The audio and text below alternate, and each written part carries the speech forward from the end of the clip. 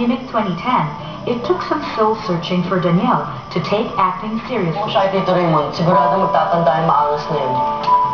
Nahihirap mo lang sabihin.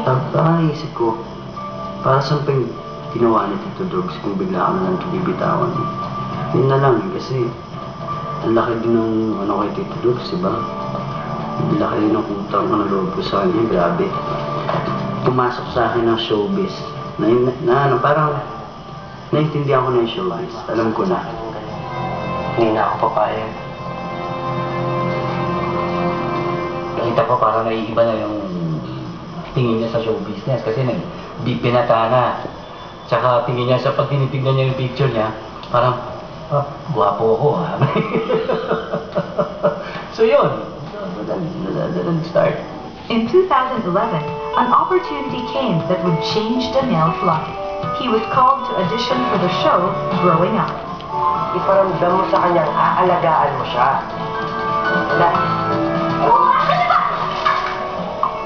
Patrick, ano ba? Nananadya ka ata eh! Di ba ako titigilan? Umamin eh! Dami kami mga 20 plus siguro. Lalaki. Pero ako yung kumbaga pag tinignan mo, underdog lang talaga eh. Laging, ayos lang, hindi mo na ako pili. Siguro hindi para sa akin to. O kaya pag ako lang yung nakatungo, mga ganun, tumitingin-tingin lang. The first weeks were a new experience for Danielle, who promised himself he would make good this time. Yung tamad, kita mo nandito ako para sa'yo. Sa growing up, kabado ako sobra. Kasi ako lang yung baguhan dun eh. Nag-workshop na silang lahat, mga 2 weeks siguro. Tagal din workshop ako. Isang beses ako nag-workshop, kasama ko pa si Direk lang.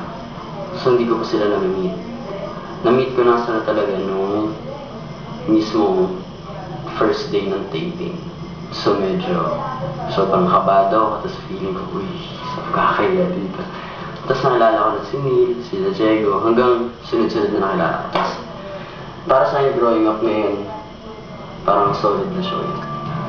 Growing Up paired Danielle with actress Catherine Bernardo. Their on-screen chemistry mesmerized tweens and teens all over the country. Soon, they were hot, trending topics online. Pang teenagers yung growing up talaga eh. Mga pinagdadaanan ng mga bata ngayon. Doon lumalabas yung kung paano ka-cheesy yung mga bata. The Danielle-Catherine love team hit new heights when they were paired again for primetime for Princess and I. Pumasok ko tayo para matapos ito. Ang medyo nagkaroon ng proof na effective or malakas ay yung Catherine Danielle. Because galing dito sa show nila before, Growing Up. So, I mean, effective. Parang may mga nag-text, they like it. Danielle is quick to profess his admiration for Catherine, which thrills fans even more. Minsan naman di ko pinipilit na talagang magmukha kaming close, ganyan. Talagang siguro pagiging lang, normal. Yung kumbaga, komportable lang talaga. Kasi parang best friend ko sa talaga eh. Lahat ng ginagawa namin, kung kiligin man yung mata, parang normal lang yan. Hi, Ella! Pwede ko ba yung makita? Nung una ko na-meet si DJ, feeling ko hindi kami talaga magiging close kasi tahimik lang siya, tapos mukhang bad boy. Di ba ganun yung ano na, tapos padila, sabi ko, yung mga babae nito siguro, niloko yung mga babae, ganyan.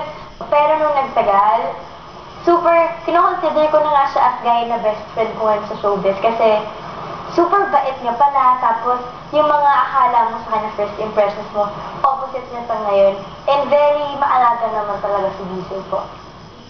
Of course, Carla always reminds Danielle that he should never break a girl's heart. At yung sinasabi, kung special sa'yo isang babae, unang-una dyan, huwag mo sasaktan ng damdamin.